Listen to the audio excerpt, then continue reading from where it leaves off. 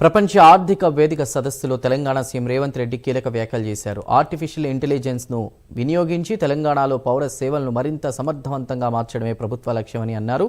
రైతు భరోసా వంటి సబ్సిడీల ట్రాకింగ్ నుంచి ఆస్తి పన్ను వసూళ్లు, మహిళల సంక్షేమ పథకాల వంటి అనేక రంగాల్లో ఏఐ ఆధారిత పరిష్కారాలను ప్రభుత్వం అమలు చేస్తుందని తెలిపారు. వ్యవస్థలోని మేధస్సే ఒకవైపు సమస్యగా మరోవైపు పరిష్కారంగా మారుతోందని అభిప్రాయపడ్డారు. ఈ నేపథ్యంలో ఏఐని సరైన దిశలో వినియోగిస్తే పాలన మరింత సమర్థవంతంగా మారుతుందని వివరించారు.